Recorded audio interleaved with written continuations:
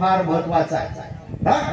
एका दलित समाज चहाचा गाडा काढून देणं आणि तिथं जाऊन स्वतः चहा पिणं हे त्या काळामध्ये एवढं सहज आणि सोपं नव्हतं। ते शाहू महाराजांनी केलं। म्हणून आंबेडकर, शाहू महाराज, महात्मा फुले यांचं योगदान फार महत्वाचं आहे। या कार्यामध्ये त्यांनी समाजाला एक समान संधी मिळाव्या, समाजाचा विकास व्हावा, लोक गुन्ह्या गोविंदाने वागावे, याच्यामध्ये जात, पंथ, संप्रदाय, धर्म याचा विचार केला जाऊ नये। म्हणून आंबेडकर म्हणतात की जगामध्ये स्त्री आणि दुसरा म्हणजे पुरुष आणि एकच धर्म आहे तो म्हणजे मानवता। जर जग हे अशा पद्धतीने चालेल या दोन पुरुषांच्या विचारानं तर ज्या जगाचा कायापलट होईल मित्रांनो, कायापलट सांगायची सुद्धा गरज नाही आहे। पण माणसाला किती सांगितलं तरी एवढं सोपं नसतं समजलं। त्यामुळे माणसं जरी आपण किती सांगितले तर 100 लोक एकत्र आले तरी वैचारिक मतभेद होतात आणि वैचारिक मतभेद झाले तरी चालतील, पण समाज तोडण्याचं काम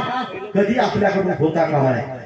छत्रपती शिवरायांनी देखील 18 प्रगड जातीला एकत्र निर्माण केलं। संभाजी महाराजांना ज्यावेळी पकडून नेलं जात होतं त्यावेळी तिथं त्यांचा जो मित्र होता रायप्पा पुढे गेलेला आहे आणि रायप्पा सप वार झाले त्यावेळी रक्ताच्या चिंगाऱ्या उडाल्या। तो रायप्पा जातीनं महार होता मित्रांनो।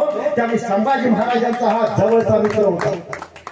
त्यानंतर ज्योत्याजी केसरकर हा सुद्धा संभाजी महाराजांचा मित्र होता। आणि आपण मात्र जाती जातीमध्ये शिवाजी महाराज म्हटलं की मराठे, महात्मा फुले म्हटलं की माळी, असं प्रकार आपण करत आलेलो आहोत। आणि डॉक्टर बाबासाहेब म्हटलं की दलित, असं जे काय आपण केलेलं आहे तर महापुरुषांनी हजारो वर्षाचा विचार करा। आंबेडकरांचा वर्षाचा होता, एवढं पुढचा काळाचा विचार करणारे आहेत। म्हणून घटना अभ्यासाला तुम्हाला कळतं की याच्या पुढे जाऊन विचार त्यांनी केलेला आहे। म्हणून देशामध्ये आजही आपण एकवटलेले आहोत, आजही आपण एकतेमध्ये आहोत। एवढी पावर या भारतीय राज्यघटनेमध्ये आहे। भारतीय राज्यघटना लिहिण्यासाठी 2 वर्ष 11 महिने 18 दिवस लागले।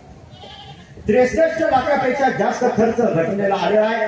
मूळ राज्यघटना जी आहे त्यामुळे 395 कलम होती, 22 विभाग होते आणि 12 परिशिष्ट या राज्यघटनेमध्ये त्यावेळी होती। घटना लिहित असताना डॉक्टर बाबासाहेब आंबेडकरांनी America, France, Africa, Sweden, Britain अशा बऱ्याच देशांचा अभ्यास केला।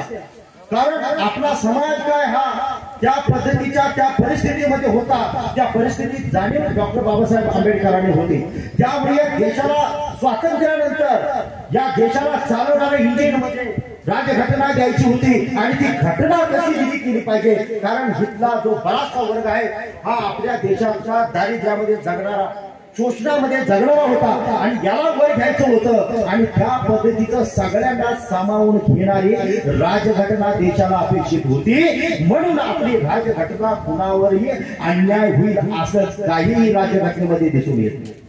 हे आंबेडकरांचा डोक्याचा भाग आहे, बुद्धीचा भाग आहे। आज आपण पाहिलं तर सोशल कॅपिटल म्हणजे की सामाजिक भांडवल आहे।